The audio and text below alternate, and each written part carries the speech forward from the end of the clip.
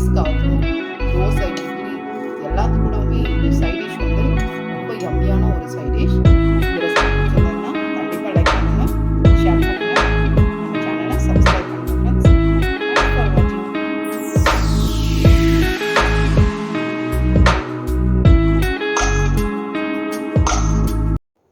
Hi hello friends, எல்லோரும் எப்படி இருக்கீங்க? இன்றைக்கி ரெசிபி பார்த்தீங்கன்னா கோயம்புத்தூர் ஸ்டைலில் கத்திரிக்காய் பஜ்ஜி. இது எப்படி பண்ணுறதுன்னு பார்க்கலாம். இந்த ரெசிபி பார்த்தீங்கன்னா ரைஸ் கூட, அப்புறமா சப்பாத்தி, தோசை, இட்லி எல்லாத்துக்கூடவுமே சூப்பராக இருக்கும். எங்கள் வீட்டில் எல்லாரோட ஃபேவரட்டும் கூட. இந்த ரெசிபியை நான் உங்கள் கூட ஷேர் பண்ணுறேன், வாங்க பார்க்கலாம். கோயம்புத்தூர் ஸ்டைலில் நம்ம வந்து கத்திரிக்காய் பஜ்ஜி பண்ணலாம். அதுக்கு தேவையான இன்க்ரீடியன்ஸ்லாம் என்னன்னு பார்க்கலாம். 4 தக்காளி எடுத்துருக்குது. இதுக்கு வந்து மெயின் இன்க்ரீடியன்ட்ஸ் அப்படின்னா கத்திரிக்காய் தான். கத்திரிக்காய் பார்த்திங்கன்னா ஒரு 1/4 kg எடுத்துருக்குது. ஒரே ஒரு பொட்டேட்டோ, அதுக்கப்புறமா 2 ஆனியன், இது தாளிக்கிறதுக்கு 3 வரமிளகா, அப்புறமா பார்த்திங்கன்னா 3 பச்சை மிளகா, கொஞ்சம் கறி லீவ்ஸ். இதில் பார்த்திங்கன்னா 1/4 கப் அளவுக்கு துவரம்பருப்பு எடுத்திருக்கேன், அது ஊற வச்சுருக்கேன் கழுவி. ஒரு சின்ன துண்டு புளி. இவ்வளோதான் ஃப்ரெண்ட்ஸ். இதை எப்படி நம்ம பண்ணுறதுன்னு பார்க்கலாம். இந்த மாதிரி நம்ம கத்திரிக்காயை எப்படி வேணால் பீசஸ் கட் பண்ணிக்கலாம். ஏன்னா நம்ம இது குக்கரில் தான் பண்ணி ஆகணும். அப்போ தான் வந்து உங்களுக்கு நல்லா கடையிறதுக்கு ஈஸியாக இருக்கும். இல்லை மண் சட்டியில் பண்ணுவாங்க. நான் வந்து குக்கரில் தான் பண்ணுறேன். ரொம்ப ஈஸியாக நம்ம பண்ணலாம். அதே மாதிரி பொட்டேட்டோ பார்த்திங்கன்னா தோல் எடுத்துடணும். இதுக்கு தோல் எடுத்துகிட்டு அந்த இதை மட்டும் போடலாம், கட் பண்ணிக்கலாம். கட் பண்ணிவிட்டு இதை தண்ணியில் போட்டு வச்சிடலாம், இல்லைன்னா கருப்பாயிடும். அதனால தான் அது போட்டாச்சு.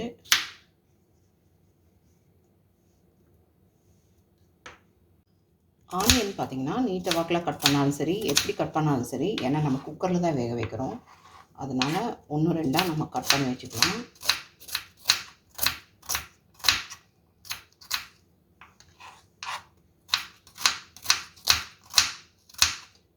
தக்காளி பார்த்திங்கன்னா அதே மாதிரி இந்த மாதிரி ஸ்லைஸ் போட்டாலே போதும், இது நல்லா வெந்துடும்.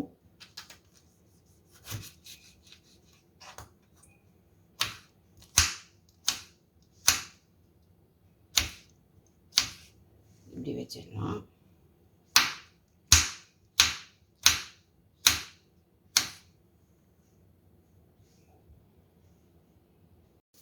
பாருங்கள், எல்லாம் கட் பண்ணி வச்சாச்சு. இப்போ நம்ம வந்து இதை தாளித்து விட்டுறலாம்.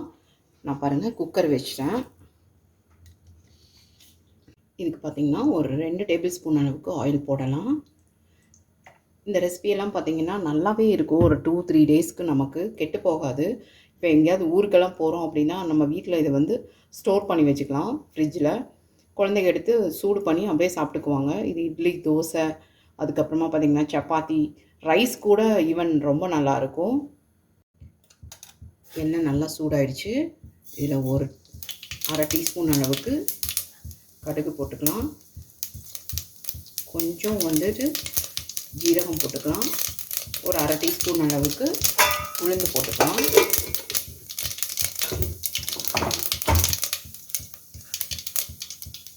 கடுகு நல்லா பொரிஞ்சிடுச்சு. இப்போ வெங்காயம், கறி லீவ்ஸும் போட்டுடலாம். கூடவே சிவப்பு மிளகாயும் போட்டுடலாம். இந்த டைமில் நம்ம ஆனியனும் சேர்த்திடலாம்.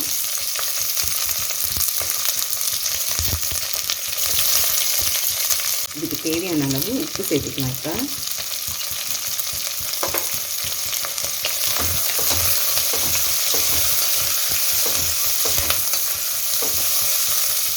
பாருங்கள், ஆனியன் நல்லாவே வதங்கியிருக்குது.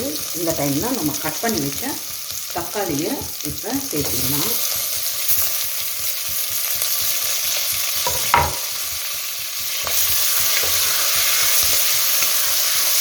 இது கூட ஒரு 1/2 டீஸ்பூன் அளவுக்கு மஞ்சள் தூள் சேர்த்திடலாம்.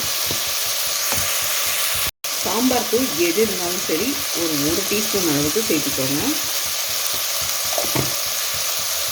ரெட் சில்லி பவுடர் ஒரு 1/2 டீஸ்பூன் சேர்த்துக்கலாம்.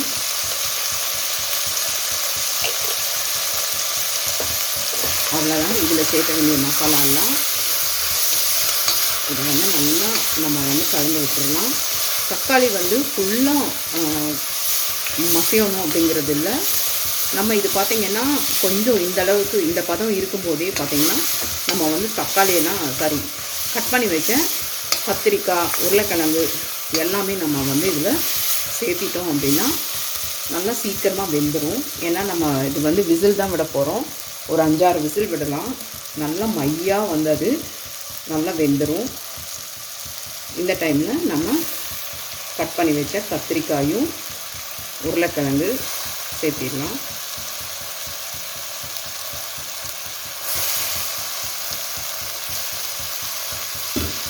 சேர்த்திட்டு இதையும் நல்லா நம்ம கலந்து விட்டுடலாம்.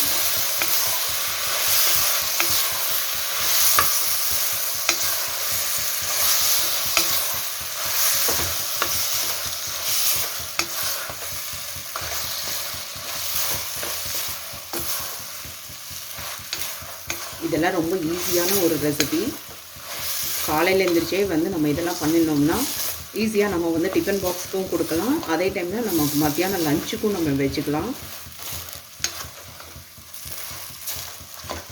அவ்வளோதான். இந்த டைமில் நம்ம பாருங்கள், கழுவி எடுத்து வச்ச துவரம்பருப்பு, இது கூட துவரம்பருப்பு அப்படி இல்லைன்னா பாசிப்பருப்பு கூட நம்ம சேர்த்திடலாம்.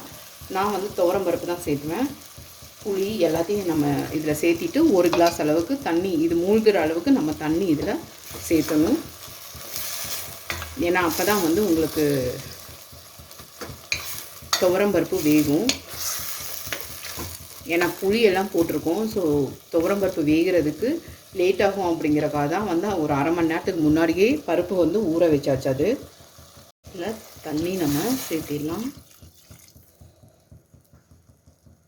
நல்லா மூழ்கிற அளவுக்கு வேணும். அதனால் 1.5 கிளாஸ் அளவுக்கு, இந்த மாதிரி பெரிய கிளாஸ் நிறையா 1.5 கிளாஸ் நான் இதில் சேர்த்திருக்கேன்.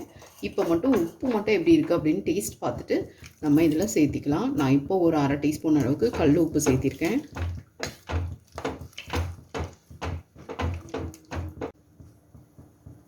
நல்லா ஒரு கை நிறையாவே நான் கொத்தமல்லி சேர்த்திருக்கேன். சேர்த்திட்டு இதை வந்து நம்ம க்ளோஸ் பண்ணி வச்சிடலாம். ஒரு 5-6 விசில் கூட விடுங்க. அப்போ தான் நல்லா வந்து இது வந்து கரையும். நமக்கு வந்து மத்தியில் வந்து நம்ம கடையிறப்ப வந்து சீக்கிரமாக வந்து நமக்கு கடைய முடியும். அது 5-6 விசில் விட்டுடலாம். இதுக்கு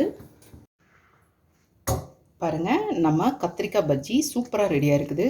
இதை வந்து நல்லா நம்ம மத்து வச்சு கடைஞ்சி விட்டோம் அப்படின்னா சூப்பராக ரெடி ஆகிடும்.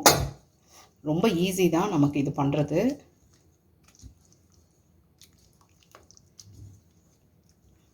இது ஒரு 2 நிமிஷம் நம்ம வந்து கடைஞ்சாலே போதும்.